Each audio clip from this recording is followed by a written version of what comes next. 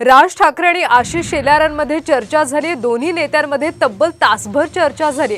मनसे महायुतीत सहभागी होणार का या चर्चांना आता पुन्हा एकदा उधाण आलेलं आहे। राज ठाकरे आणि आशिष शेलार यांच्यामध्ये चर्चा झाली। दोन्ही नेत्यांमध्ये तासभर चर्चा झाली। त्यामुळे मनसे आता आगामी लोकसभेच्या निवडणुकीच्या पार्श्वभूमीवर महायुतीत सहभागी होणार का या चर्चांना आता राजकीय वर्तुळात चांगलंच उधाण आल्याचं पाहायला मिळतं। राज ठाकरे आणि आशिष शेलार या दोन्ही नेत्यांमध्ये तासभर चर्चा झाली। कोणकोणत्या मुद्द्यांवर चर्चा झाली हे मात्र अजून बाहेर आलेलं नाहीये। मात्र ही चर्चा झाल्यामुळे आता मनसे आगामी निवडणुकांच्या पार्श्वभूमीवर महायुतीत सहभागी होणार का या चर्चांना मात्र चांगलंच उधाण आलंय। राज ठाकरे आणि आशिष शेलारांमध्ये चर्चा झालेली आहे। मनसे महायुतीत सहभागी होणार का ही चर्चा आता पुन्हा नव्याने रंगली। दोन्ही नेत्यांमध्ये तब्बल तासभर चर्चा झाली आहे।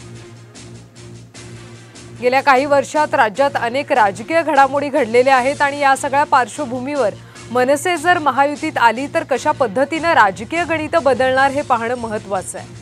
या दोन्ही नेत्यांमध्ये तब्बल तासभर चर्चा झाली। काही वेळापूर्वी आपण राम कदम यांच्याशी सुद्धा फोनवरून बातचीत केली होती, तर त्यांनी म्हटलं होतं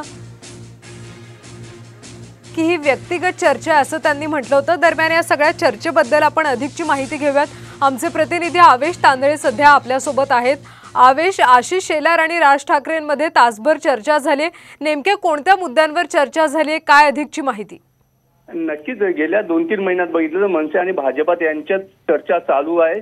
मनसे अध्यक्ष राज ठाकरे हे स्वतः फोनवरून वरिष्ठ जे केंद्रातील नेते यांच्यासोबत सुद्धा फोनवर चर्चा करत आहेत। काही दिवसापूर्वी मनसेचे 3 नेते सह्याद्री देवेंद्र फडणवीस यांची सुद्धा भेट घेतली होती, आपण आपल्या बघण्यास मिळते। आज सकाळी आशिष शेलार हे शिवतीर्थ इथं मनसे अध्यक्ष राज ठाकरे यांच्या घरी गेले होते आणि त्या संदर्भात लोकसभा नक्कीच आवेश, तुला मी थांबवते। मनसे नेते संदीप देशपांडे सध्या आपल्या सोबत आहेत। देशपांडेजी, राज ठाकरे आणि आशिष शेलारांमध्ये चर्चा झाली, त्यामुळे आता मनसे महायुतीत सहभागी होणाऱ्या चर्चांना उधाण आले। काय वाटतंय तुम्हाला? नाही, असं आहे, आशिष शेलार आणि सन्माननीय राजसाहेब ठाकरे यांचे गेले अनेक वर्षापासूनचे मैत्रीपूर्ण संबंध आहेत। म्हणजे निवडणूक असेल किंवा नसेल, मला असं वाटतं त्यांची भेट ही नेहमी होत असते।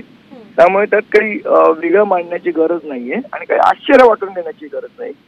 त्या रुटीन भेटी त्यांच्या नेहमी होत असतात। देशपांडेजी, पण गेल्या काही महिन्यांपासून राज ठाकरे असे सुतोवाच देत आहेत की ते महायुतीत सहभागी होणार आहे। मला असं वाटतं महायुतीत सहभागी व्हायचं नाही व्हायचं याचा अंतिम निर्णय असेल तो सन्माननीय राजसाहेब घेतील। महाराष्ट्राच्या हिताच्या दृष्टीने, हिंदुत्वाच्या हिताच्या दृष्टीने, पक्षाच्या हिताच्या दृष्टीने काय योग्य आहे याचा सर्वस्वी अंतिम निर्णय हा सन्माननीय राजसाहेब योग्य वेळी घेतील। देशपांडेजी, जर मनसे महायुतीत सहभागी झाली तर कशा पद्धतीने राजकीय गणित बदलतील असं वाटतंय? असं जर तरच्या प्रश्नाला आता मला असं वाटतं उत्तर मी देण्याच्या स्थितीत नाहीये, पण एक नक्की सांगतो तुम्हाला, भारतीय जनता पक्ष असेल किंवा शिंदेची शिवसेना असेल, महाराष्ट्र नवनिर्माण सेना असेल, आमच्यात मैत्रीपूर्ण संबंध आहेत, त्याच्यात काही नाकारण्याची गरज नाहीये। पण त्याचा राजकीय संबंधात रूपांतर होईल की नाही हे येणारा काळ ठरवेल आणि त्याचा अंतिम निर्णय हा सन्मान्य राष्ट्रपती। नक्कीच देशपांडेजी, धन्यवाद तुम्ही दिलेल्या प्रतिक्रियेबद्दल।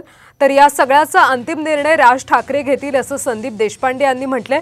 पण आशिष शेलार आणि राज ठाकरे यांच्यामध्ये जी 1 तास चर्चा झाली त्यामुळे चर्चांना मात्र उधाण आले, राजकीय चर्चांना उधाण आले। कारण गेल्या अनेक महिन्यांपासून राज ठाकरे सुद्धा अशा पद्धतीची विधानं करतायत की महायुतीत सहभागी होणार।